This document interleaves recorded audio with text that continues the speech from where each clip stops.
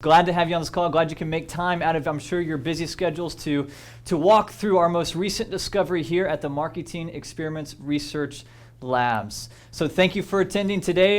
If you're familiar with these calls, you know what we do here.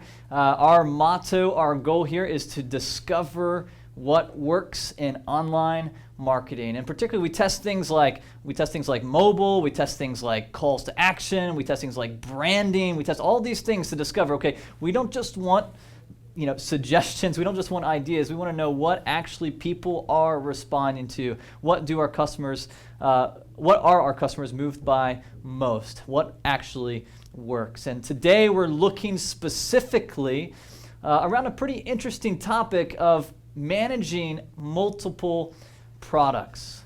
Now, whether you're e-commerce or B2B, oftentimes we're dealing with multiple products. We're dealing with having to communicate the value of different either tiers of products or different products all together. And when you're trying to do that at one time, it can be a challenge. So we've run an extensive, many different programs around optimizing pages that deal with multiple products. And today what we want to do is I want to walk you through a bunch of experiments and really the key principles we've discovered from testing multiple products. My name is Austin McCraw. Again, glad to have you here. I have the wonderful vantage point of getting to see all the research coming through the lab. But it's not just me today. I'm joined by also John Powell and Ben Huppertz. They're going to be coming later. These are analysts who actually are running tests, reviewing pages, and actually getting significant lifts for people who have multiple products. And so what I'm going to do is I'm going to move you through some experiments, give you some key principles, and if we have time, we're actually going to pull up your pages, look at them, optimize them on the fly. So it'll be really exciting. You want to stick around for that. Going back one slide, I need to make you aware of something, okay? This is important for us here at Marketing Experiments. I don't want this to be a monologue. I don't want to be just talking to you. What I want to do is I want to create a dialogue between us. We're going to be looking at tasks. I'm going to be asking you to vote on different treatments. Don't worry, the records are not being kept. This will not be held against your permanent school record. It's just an opportunity for you to engage, test your own marketing intuition, and even provide suggestions and help guide us in our experimental design and process.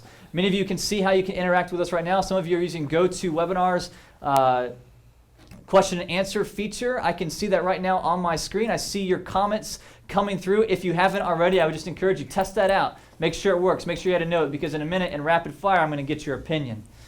Another way to engage with us more publicly, and we'll also be releasing links through this channel, is #WebClinic on Twitter. So if you're able to, I would have the question and answer feature and Twitter up on the screen ready to interact with us both publicly and privately. If you have any technical difficulties, let us know through GoToWebinar, and we have a whole team right now standing by watching your questions and trying to help you as much as possible for any of you who are having technical difficulties.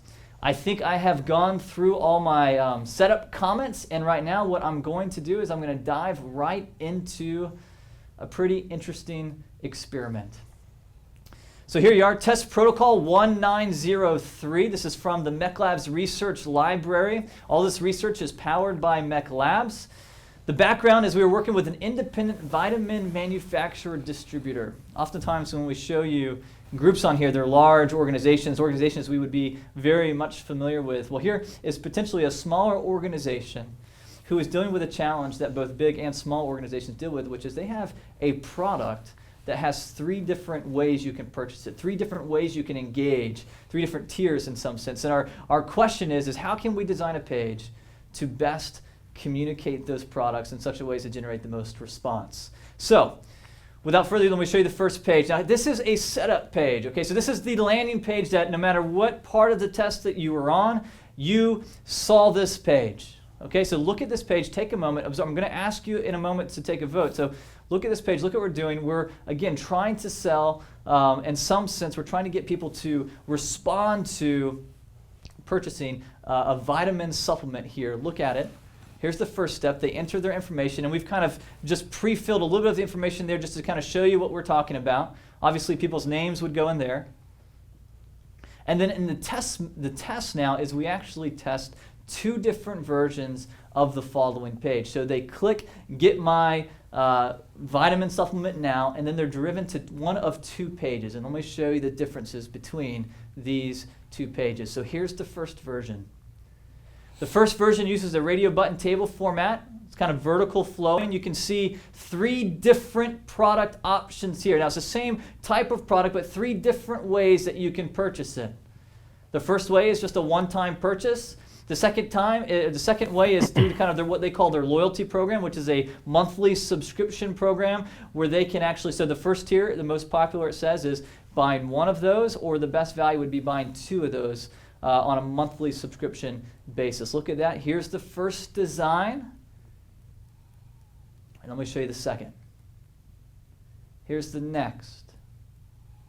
Look at the way we laid this out. Look, we've taken a completely different approach with the way the products are laid out. Now listen, I want to say this because some of you may be looking at the form field thinking that's pretty intimidating. We've tested in the form field here already, and first off, you need to know that those are going to be pre-filled. Even though it doesn't show it there on the slide, when people, a lot of that information we're requesting has already been requested on the first step, and it's being pre-filled. And so when you look at the difference between treatment A and treatment B, really the same information is being collected on these two. So this is all pre-filled. We're just asking for the same payment information right now. Look at the 2 designs. What I want you to do is I want you to pay attention to the top of this page, because through testing, this was really the only change that we were really testing at this point. Look at the top of the page. Look at the differences. Look at the way we've presented multiple products, multiple offers, and ask yourself which of these ways will generate the most response. Not only in conversion, but also in revenue. And which of these ways will generate the most response? I see your answers coming in right now. I see a lot of B's, B's, B's, B's. I see an A here and there, A. Catherine says A. Tyrone says B, B, B, B, A, B, B. Okay, so it looks like most of you are saying B. Now, for those of you who are saying A, I want to show you a couple things, okay? So you don't have this knowledge, but this is what we have, okay? So I want to show you a test. So here's the control. Okay, before I reveal the results, I want to just give you a little bit more information, and maybe you might rethink your answer, okay? So control, treatment, a 12% increase in click-through. Let me show you another one. Taking a control, listing multiple products, putting them in an easily digestible form, matrix form, similar to what we were talking about just a moment ago, saw a 43% increase in conversion. Going from multiple products, again, laid out on the page in kind of a linear fashion to a horizontal fashion where we break out the products and the specific details with each, just like we were looking at in the treatment. So now I showed you these tests. This is what our analyst had coming into this test. And now let me get you to vote again.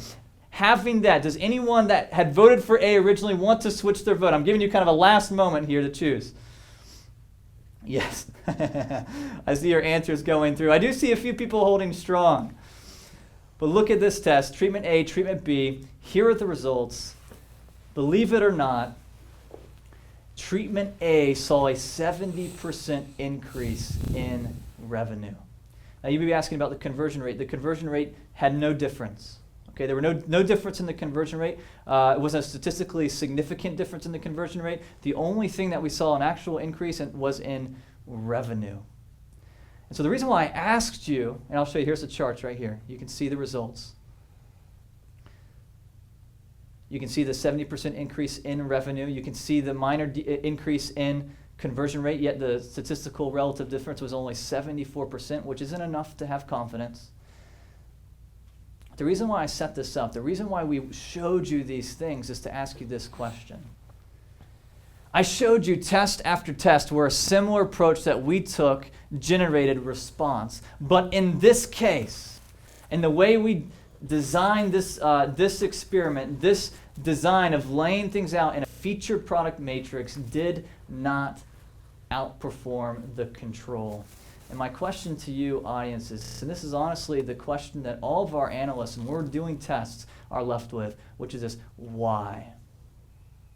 Why did this not work? What was, even though, this approach had worked in previous circumstances, why did it not work here? I want you to be thinking about that. I see answers coming in. And we're going to talk about this today.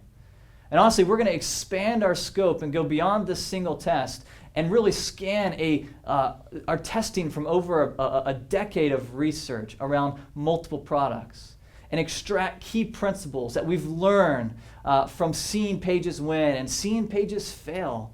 Listen, the goal of a test isn't just to get a lift, it's to get a learning. So we have a decade of learnings around multiple products that I want to walk you through. I want to walk you through some of the key, really 3 key principles here. To do that, I need you to just understand a few key principles. I need you to understand there's basically a theory that we've discovered underneath all the things I'm going to say today, and here it is. And many of you, if you have attended our clinics, you have heard us say this. You cannot say it enough. For those of you who are new, listen. You have to get this. People do not buy from product pages. You may have your product page on the screen right now, and you're looking at how you can optimize your product page. I'm telling you right now, you're not going to be able to optimize your product page. We don't optimize product pages. We optimize thought sequences. We optimize conversation. The marketing, or the art of marketing, is not conversion, it is conversation. That's really where the magic happens. And I could, honestly, we have courses. I could talk about this for hours, but this sets up what I'm going to say next, which is this, and this applies to product pages. When we apply this principle to product pages, we must understand, and this is critical, the goal is not simply to give our prospects more options, more products. Our job as the marketer is to lead the customer in a conversation to that one product that is most relevant, most important, and most urgent to them. That's what our goal is as marketers. So you look at your product pages, you're looking at them right now. Oftentimes we deal with companies, we're doing one of the largest e-commerce companies in the world right now. You go to their product pages and it seems like the goal is just to get as much stuff on that page as possible, to put as many products, to give the customer as many options. I'm telling you right now, that's not our goal. More options does not equate to more conversions. More conversation, more guided conversation equates to more conversions.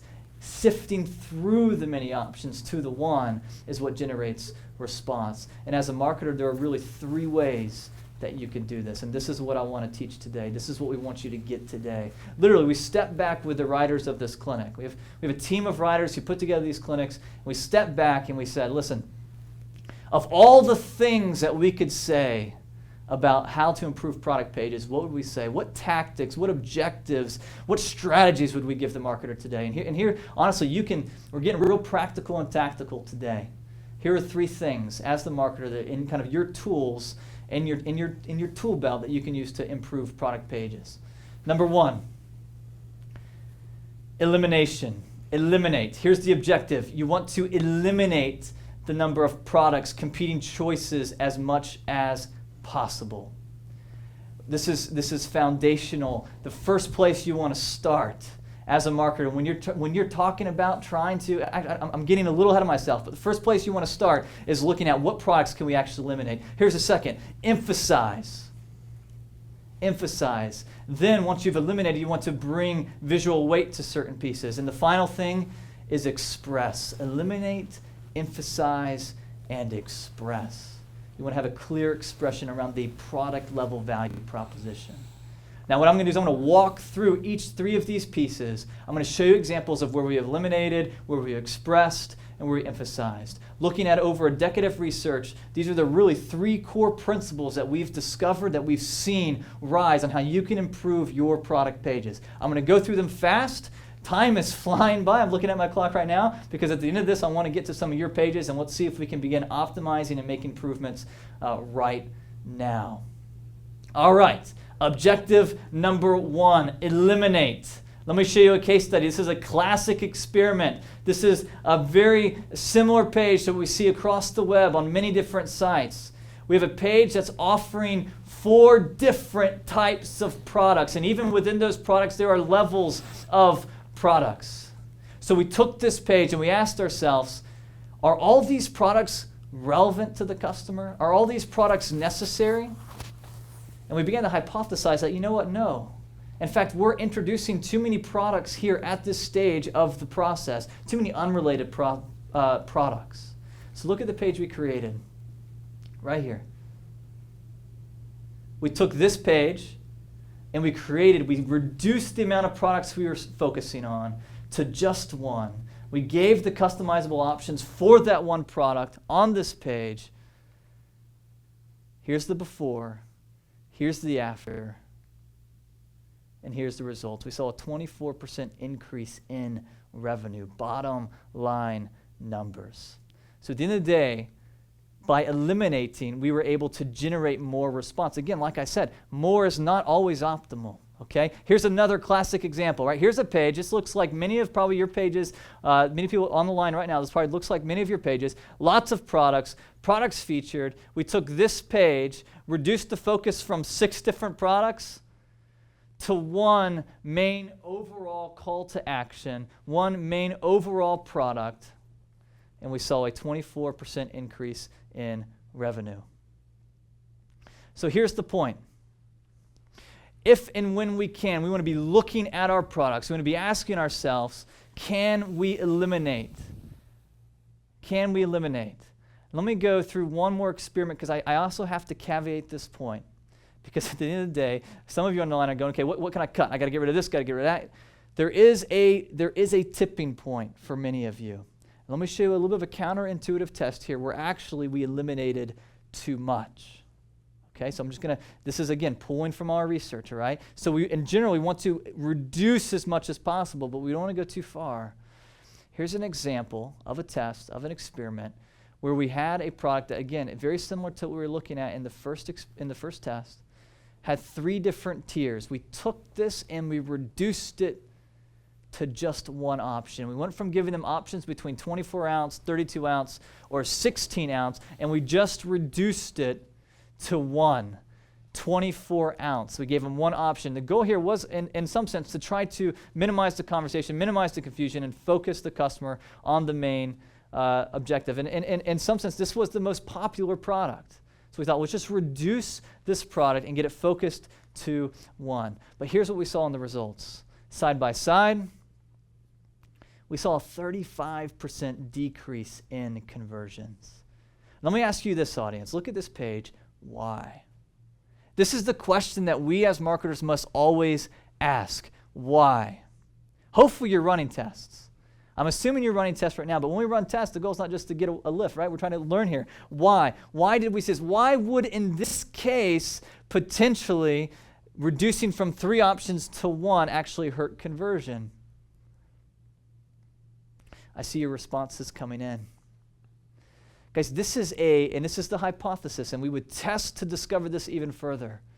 But the hypothesis is, and as we've tested further, we've come to discover that essentially people have, this is a car product, people have different cars. People have different cars with different size engines. In some sense, we have actually limited it to a product that has become not relevant to the people who have larger engines, or not relevant to the people who have smaller engines. So here's the principle.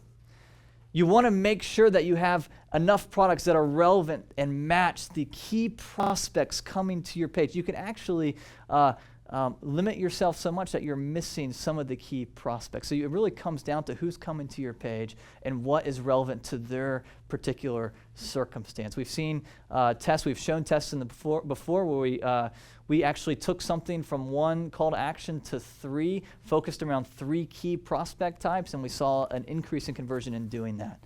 So that is, so yes, we want to eliminate, but we want to do so, we want to make sure that we're maintaining relevance, even in our elimination, to the different types of prospects coming to our page. So let's make this actionable. Here are 5 questions that you can ask yourself right now to determine as how much you can eliminate on your page. And even begin to put I can't tell you how many companies I've worked with that have more products than they need. Is there overlap in your products that really, it would mitigate the existence of one versus the other? Do you have products that are competing with one another in terms of their function, their usefulness? Here's some just other strategies too. Even if you have multiple products, can you visually group products together so that in some sense you are eliminating the feeling and the perception of multiple products? Can you segment your traffic? So in looking at that previous test, we could have potentially segmented traffics based on prospect types to eliminate the number of products we have to focus on. Specificity converts, we say. So take a look at this list. Now, some of you are wondering, I'm not having enough time to write this down. I can't get all this in. It's okay. We will send you these slides in about a week. The video of this webinar as well as the slides will be sent to everyone on this call, so no need to worry. But here's a quick checklist, and we're going to use this in a moment when we do live optimization. But I'm going to move quickly and swiftly to objective number 2, emphasize. Oftentimes, yes, we can eliminate, we can reduce, we can get as many of the options off as possible, but yet we're still having to deal with multiple products. This is true of category pages. This is true of home pages. Oftentimes, you have multiple prospects. Oftentimes, you have multiple objectives. So what do you do then? Well, you use graphical weight to emphasize. Let me show you an example of this. Going from this, where you can see the multiple products, okay? We took these products, we eliminated some of them, and basically from there, we graphically weighted the remaining products to give them visual emphasis, to give the customer a path. This is creating a conversation. This is leading them into what product would be most relevant to them. So going from this to this generated a 66% increase in conversion. Now, I'm going to pull up a page right now, looking at your page. Here's a page. This is submitted from the audience. Looking at this page, what product do you see first? What product has the most visual graphical weight? Exactly. And I believe that was Cedric right there. He right on the gun. You said none. Why would he say none? Because, listen, they are all equally weighted. So it's a counterintuitive response. There's elements in the top right that distract you, but when you get into the products itself, they're all equally weighted. They're all graphically weighted the same so that you're experiencing them all at the same moment. In some sense, it's like having 4 people have a conversation with you at the same time. You're not leading them through a conversation. So what could you do to this page? Well, what you do is you'd want to pick the priority of these and sequence them in priority using graphical weight. How do you do that? I know there's not probably many, there may be some graphical designers on this page. Most of you are leaders and marketers on this call.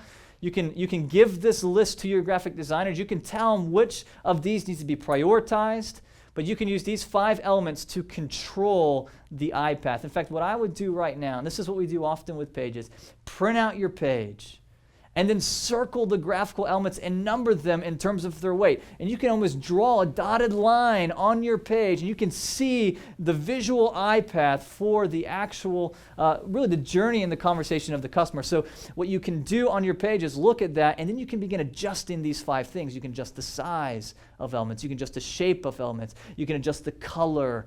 You can even use motion and position to weight your priorities. Final piece right here, final discovery in our analysis, and this is essential and this is critical. Objective number 3, express the product value proposition. So we had eliminate, emphasize, and now express. So after you've focused your initiative on the key products, after you've prioritized them through visual weight, now what you want to make sure is that you're actually expressing product level value propositions. We have an entire course on value propositions. If you haven't taken it, you should take it. It's probably, this is my personal favorite course. But we talk about different types of value propositions. Some of you have heard us talk about those value propositions. But there's one in particular that we're talking about now, which is product level value propositions. Yes, we know about the company value proposition. But did you know that every single one of your products has its own value proposition? And you have to answer in the mind of the customer, not only why should I buy from you, but why should I buy this product from you?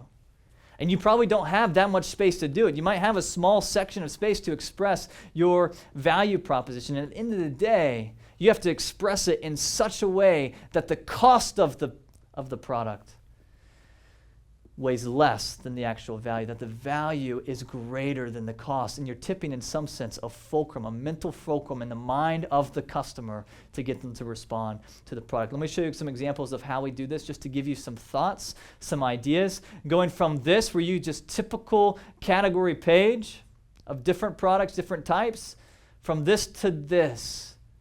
Now you can see some primary level company value proposition there at the top, but notice to the right of this dumbbell, listen, we have product level specific to that kettlebell. I said dumbbell. That kettlebell, you have product specific value proposition right there expressing what is the value of getting that specific kettlebell. And it happens for every single one of these. You need to go through and so look at this page on the left. What is the value between one versus the other? Many of our category pages look like this because we're trying to fit so much. Make sure that you're actually expressing product level value propositions, because when you do, you can often see a significant increase in response. Here's the final one. I'll show you this, not this. Getting specific about the individual products, their uses, etc., generates a 93% increase in conversion. So we've talked about 3 key things that everyone on this call who deals with multiple products can use to improve and to even test their pages. Number 1, eliminate. Where can you eliminate options? Number 2, emphasize. And number 3, express. All right. So I did all that so then we can come back and look at this final experiment, the experiment we started with that left us kind of questioning what happened.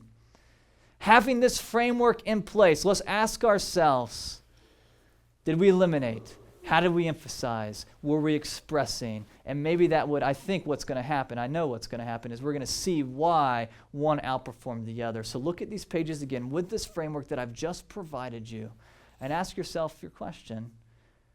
Why did treatment A generate more revenue? Now think about it for a moment. The conversions were flat. The conversions stayed the same, but revenue increased, which means we're having more people buy the more expensive or the third tier, the best value product on the treatment A versus treatment B. So look at these pages together and ask yourself, what did we do? How did that happen? Why was that happening? Well, first we must ask, did we eliminate anything? The answer is no, we didn't. We didn't eliminate anything. The number of options, the number of products are the same. So let's shift to emphasis right away. Which of the 3 products has the greatest visual weight in treatment A? Audience, I'm asking you this question. Look at this. Which of the 3 products here has the most visual emphasis in treatment A? Yes. Yes, the 722 grams, the best value. Yes, I see that coming in. Yes, the most expensive. Why? Because you can see there, it's pre-selected in this. Now, let's go to treatment B. Now, honestly, we could argue about this in some sense because we could bring in position. Either way, these are somewhat equally weighted, but if there's priority and weight, it potentially is going to the best value because it is pre-selected. Look at this, treatment B. Look how we redesigned the page. Let me ask you this. Which of these 3 products has more visual weight? Now, yes, that's right, the most popular. Number 2, yes, the middle one. Why? Because we've brought in size, we've brought in shape, and we've brought in all these graphical elements that give it visual weight. So from an emphasis standpoint, go deep with me here for a moment, audience. From an emphasis standpoint, the reason why we would see more people choosing option 3 in the first version and more people choosing option 2 in the second version is potentially because of emphasis. Here's another piece I want to show you. And this is even deeper, okay? This is what I want to do is I want to begin getting you to think and put on the eyes of our own analysts as we look at these treatments, we look at these pages. Which of these, looking at these together, in the treatment B, which of these 3 products has the greatest perceived value? This is a tougher question. I'll give you a moment to respond. Which of these has the greater perceived value? Look right here closely. Yeah, the most popular. Why? Well, here's the thing. We brought more clarity around the differences in the cost of savings per serving. And look at the difference. Going from the first version to the second version, we have a 66-cent savings per serving, where going from the second version to the third, we're only getting a 12-cent savings. We brought clarity to this, and perhaps now, the perceived value of 12 cents of savings isn't overcoming the cost of basically doubling the price of the option. So we've doubled the price, but essentially we've only shown them that we're saving them 12 cents per option. And at the end of the day, if you really were to weight this on a fulcrum, this most popular option has the greatest value. That's often why it's the most popular. It's interesting that the most popular wouldn't be the best value. And this is potentially why. Now, here's a point I want you to see, audience, all right? We've brought clarity to the value proposition. We brought clarity to the product level value proposition. And by doing so, we actually potentially hurt conversion. So that's funny, right? Because usually clarity trumps persuasion. Usually clarity brings more response. When you bring clarity to a product's level value proposition and it hurts conversion, that often indicates you have an issue with the product level value proposition at its core. So for this group, what we want to do is we want to go back to the drawing board and ask ourselves, is that best deal a good enough best deal to even feature here? Is it providing enough value to overcome the cost? Or do we need to change something radically about this product to intensify its core essential product level value proposition? So, looking at these 2 pages, it's more than a tactic. Again, we've showed you how this tactic has outperformed on other pages. It's more than a tactic, okay? We've looked at this lens through 3 things, through elimination, through emphasis, and through expression. Now, I am running low on time. Audience, let me ask you this. Do you want to see us look at your pages and begin to apply some of these things we're learning right now to your pages? Do you want to begin pulling up pages? Do you have, okay, good. I'm seeing a lot of response coming in. I'm going to shift right now to live optimization. On the screen, you have a potential early bird pricing for a Web Optimization Summit 2014. If you like seeing experiments like this, you can multiply this by 100. You can come to the Web Optimization Summit. Marketing Experiments is going to be there on stage presenting case studies. You want to come and check that out. I am going to switch over here quickly. I know, guys, we're okay. Okay, we're okay on time. The audience is demanding for live optimization. They have been waiting. I have whetted their appetite in some sense. They are desiring to see optimization. So I am pulling up a page on the screen right now. Hopefully, audience, you can see it. This is Unlimited Cellular. Audience, we have walked through a series of experiments. We walked through 3 key principles. Looking at this page right now, how would you improve it? Based on what we talked about right now, how would you improve it? I have John and Ben standing by. I'm holding them back. They're like dying to start tearing apart this page. But I want you, audience, to show me that you are seeing ways to improve this page. Tell me right now, look at this page. I'm scrolling up and down so you can see it. Do you see any opportunity to improve it?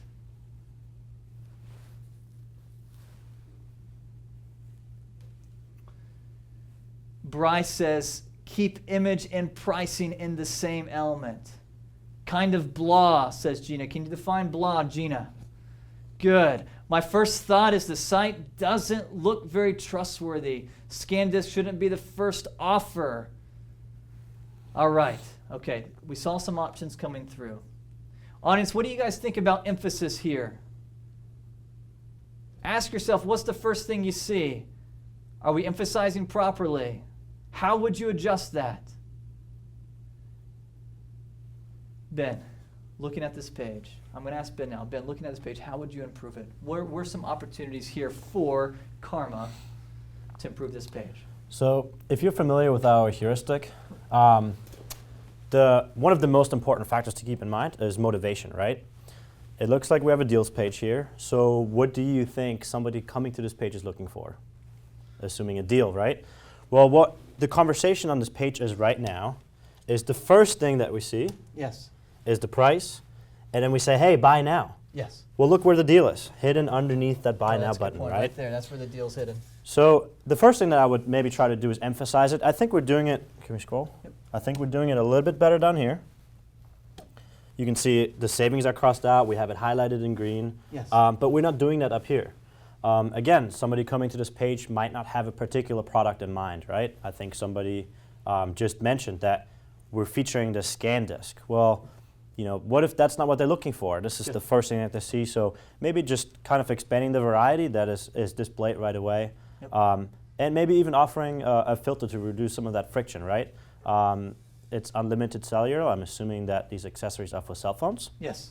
So maybe we can have a filter. I can select my Yes. iPhone, and I'm only showing iPhone accessories. Yep. Good. John, what do you see on this page?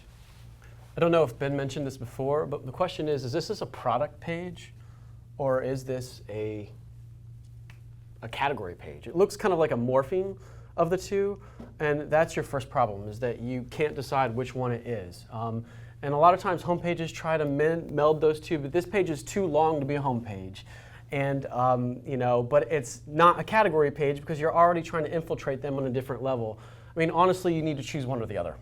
You either need to choose product page, you need to choose category page. They're not ready to get into this level, then go back to this level unless it's related products, right? So if it's a product page, this is where you're going to keep them in related products, right? But if it's a category page, right, they still have to decide what category they even want to be. Look, you got phone cases, you got headphones, so just get rid of it, okay? Just be like deals today, okay? Does that make sense? So you got to decide, okay? Eliminate this, okay? Emphasize this, or vice versa. That's where your issues are. It's in where you're at in the sequence. Good. Good. Let's do one more page together, audience, just to make sure everyone's getting it. Let's go to it quickly. All right. Oh, wow. Here's a page that has multiple products. Quickly, audience, take a look at this page. Ask yourselves, how would you improve it based on what we talked about today? And without further ado, John, I want to ask you to come up. Look at this page. Or, you know what, John or Ben? Comments, both of you guys feel free to pitch in, okay? What do you see that potentially we could improve on this page? Go ahead, Ben. So again, first thing, we kind of saw the same problem again, right? There's no categorization of products here. We have kits, we have books. Coming in, I don't really know what I'm looking at, right? So maybe categorizing some of that. Maybe we have something on the side where we can categorize by kits and books. The one thing that I'm missing on this page, there's no add to cart button. There's no buy button. Okay, I want this book. How am I going to buy it? I'm assuming that if I click on quick view, if it lets me, there we are. But talking about friction, right? So I have to go an extra step to add it to my cart and buy it. What if I'm ready now? What if I don't need to read more about it? John, anything to add to that? Yeah, so the one thing that they are doing right, just go ahead and leave it right there, is this, featured products, right? This is a beginning, right? Featured products. But why doesn't you say, not featured, but most popular or most bought, most purchased, right? Excuse my writing here. Most popular, most purchased, because look, marriage help, okay? What's everybody else struggling? Gosh, I mean, I get this all the time. You know, my wife's like, seriously. I mean, do you think other people struggle with these issues? And I'm like, I don't know.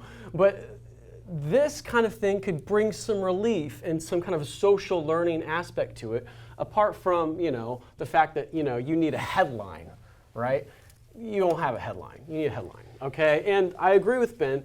Smaller products like this, $10, whatnot, you could add a little description, emphasize just the main summary point, and then an added cart. Yes. Right, that going on Ben's point, but those are the kind of the things that you might emphasize. And in elimination, honestly, at this point, you don't necessarily need to eliminate. You might need to actually add another category so that they can begin exploring. They're early in the micro-yes process, not late. So one thing that might work really well here as well is if we maybe add some reviews done here, right? I think a lot of people like reviews, especially with these types of products, right? How did it work for other people? Just getting that opinion and that third-party credibility, as we like to call it. And what that would strengthen, to the last point of what we just talked about, would be the expression of the value proposition. Right. So bringing in those descriptions, bringing in the reviews, would really help bring, like, why this book rather another book? Bring some of that product level value proposition in there. Again, you don't have much space, but by just adding maybe even a couple bullet points, adding some reviews, some ratings, that would potentially fortify and strengthen the value proposition. Excellent, excellent. Any final thoughts? I'm ready for another one if you guys want. All right. Now we got to stop, John. I know we can probably look at these all day. Audience, thank you so much. Thanks to those who submitted pages. If you want to do more live optimization, let us know if you'd like that. Love to get your feedback on today's clinic. I do have one thing I want to show you before we go. Go ahead and jump to that slide. I have an interesting test that we're going to look at next week. A large new syndication company. Oh, this is very interesting. Treatment A. Look at this page. So we're trying to get the overall number of signups to increase. Here's treatment A. Look at the number of form fields on this page. We took it, created treatment B. And let me ask you this. Which of these two will generate the most response, the control or the treatment? Treatment A versus treatment B. Okay, I see some B's coming in. I see a lot of B's coming in. People are responding mostly B. I haven't seen an A yet. Let me see if I can sway the vote. Ah, there we go, Dave. Thank you for stepping up and giving us an A. Well, guys, normally at this point, I would say you're going to have to wait for the results next week. But guess what? You guys are lucky today. Here are the results. No difference in conversion. Look at these two. We reduced forms. We changed the feel and the perception of friction on this page, and yet we saw no difference in conversion. Yes, we were stumped, and now hopefully you are stumped, and next week we are going to walk through this task and answer the question is, why did removing fields not improve conversion? You can go to this web clinic right there, marketingexperience.com/webforms. We're also going to try to reserve specific time, a significant amount of time for live optimization on this clinic, because I know you guys enjoy doing that. We get lots of requests for it, so we're going to try to dedicate some time, more time than usual, to that next web clinic. That is it for today. Again, thank you for taking time out of your schedule. Hope you enjoyed today's web clinic. If you did, let us know. Let us know what you thought. Let us know how we can improve these web clinics. Give us some test ideas you might have. Any pressing marketing questions you might have. We always love to hear from our audience test ideas, and often they inform the tests that we actually run. So submit your thoughts, submit your questions. And again, thank you for coming. If you enjoyed the clinic, share it with a friend. We'll see you back here in a couple weeks.